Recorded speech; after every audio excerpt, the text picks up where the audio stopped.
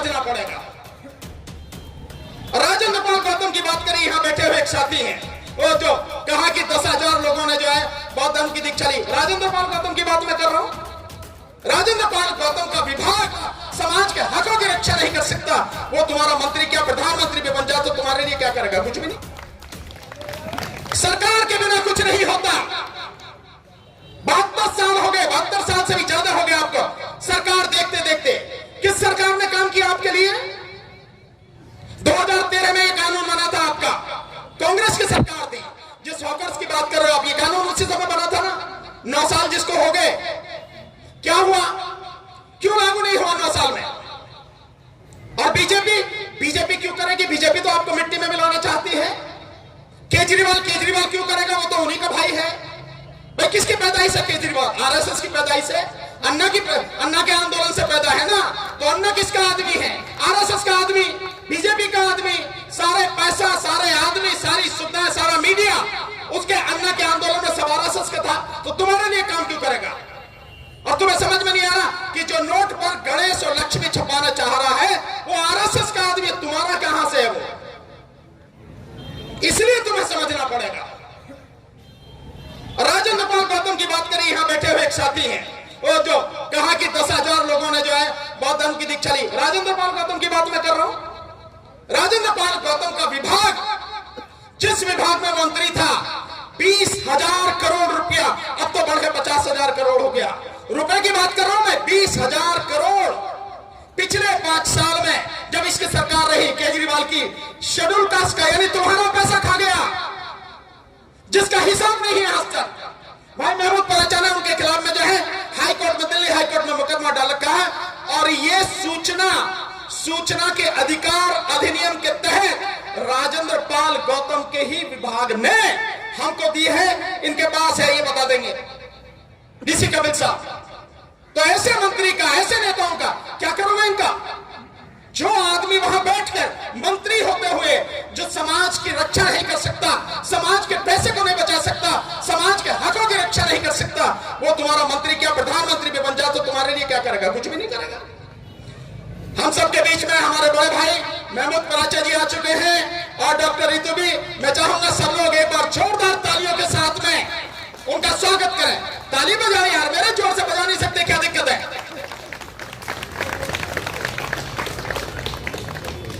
तो ऐसे लोग आपका भला करेंगे नहीं, ये केवल आपको लूट कर खाते रहे हैं और खाते रहेंगे जब तक आप समझोगे नहीं, जब तक आप समझकर उस तरफ आगे नहीं बढ़ोगे, कदम नहीं बढ़ाओगे, कुछ भी होने वाला नहीं है।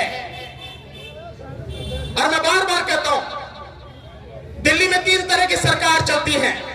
एक केंद्र सरकार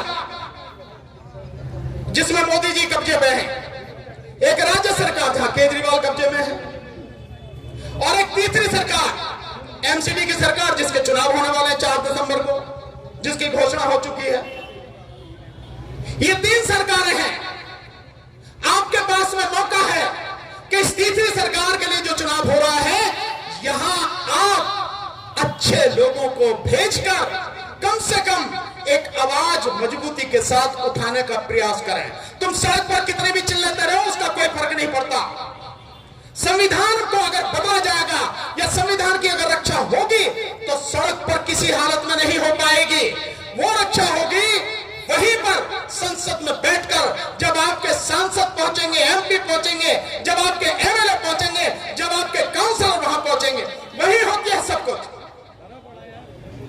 सड़क पर आंदोलन होता है लोगों को जगाने के लिए, और वो आपके बस की नहीं है। आप पूरी तरह से मर चुके हो। मैं यही शब्द कह रहा हूं इस्तेमाल, जैसे जो है उनका जमीर मर चुका है, आप भी, इस देश की जनता भी पूरी तरह से मर चुकी है। जिंदा लाशों के अलावा कुछ नहीं है, वो केवल इतना ही है। इसलिए साथियों, इन सारी चीजों को समझने की जरूरत है। अभी हमारे साथी एक बात बहुत बढ़िया उन्होंने कही, बहुत जोश आता है, बहुत बढ़िया लगती है बात जब कही जाती है कि आप ये चंद मनुवादी लोग हैं, इनकी संख्या 15% है, इन्हें आप वोट देकर हरा सकते हो। बिल्कुल हरा सकते हैं, पर जब तक ईवीएम है तब तक नहीं हरा सकते। जब तक ईवीएम है तब तक आप इन्हें नहीं हरा सकते। लिख लो, आप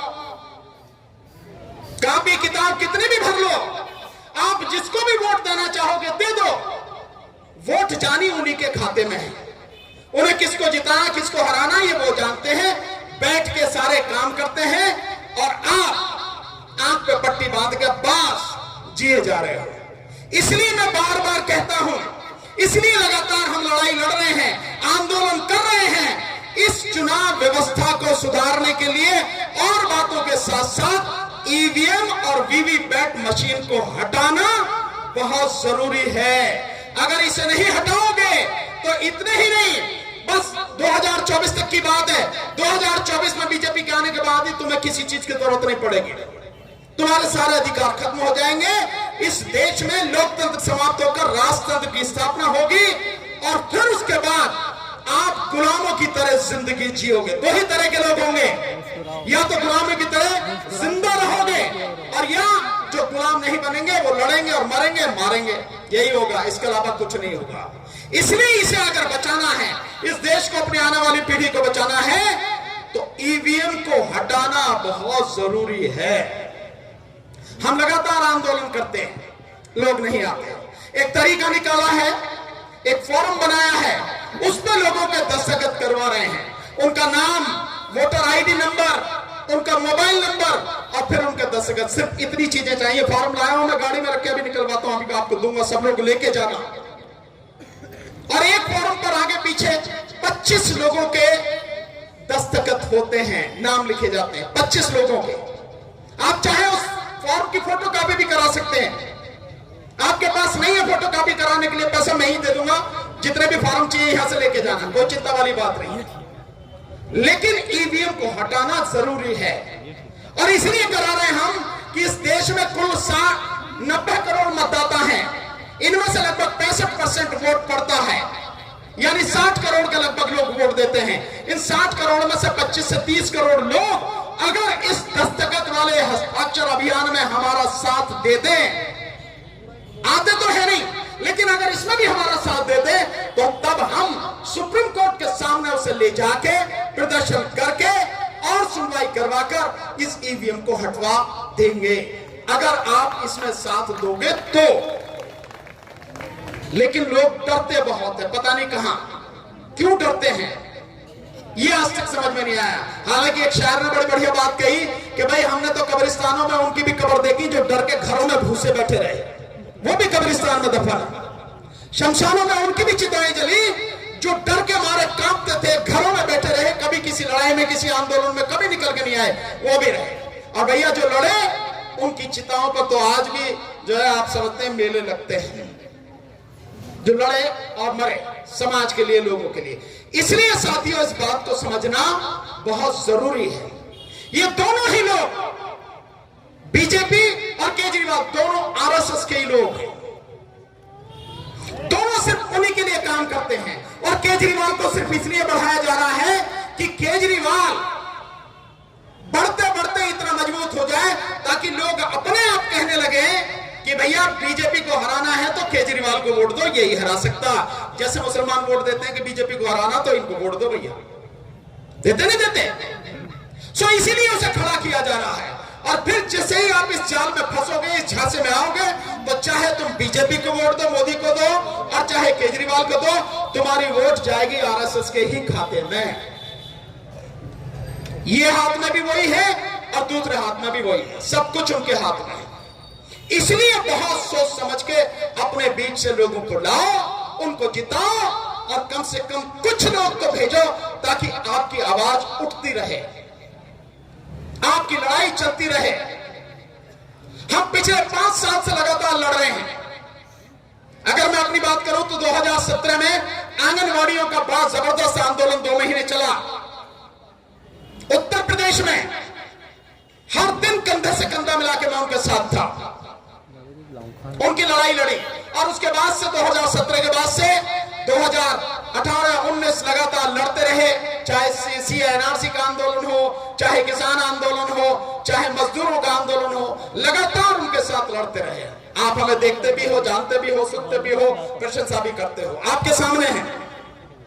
आपको लगता है कि हम जो बात कह रहे हैं सही कह रहे हैं, आपको लगता है कि हम आपकी लड़ाई लड़ सकते हैं, तो बात हमारी समझिए और मानकर उस पर अमल करने का प्रयास कीजिए, वरना आपकी इच्छा है जैसा आप करना चाहें करें। साथियों, बात बहुत है कहने की, लेकिन और साथी हैं, समय भी काफी हो रहा है, तो मैं अपनी बात को जल्दी ही खत्म करूंगा। लेकिन आपसे एक निवेदन करूंगा साथियों, आपकी लड़ाई आप ही को लड़नी पड़ेगी।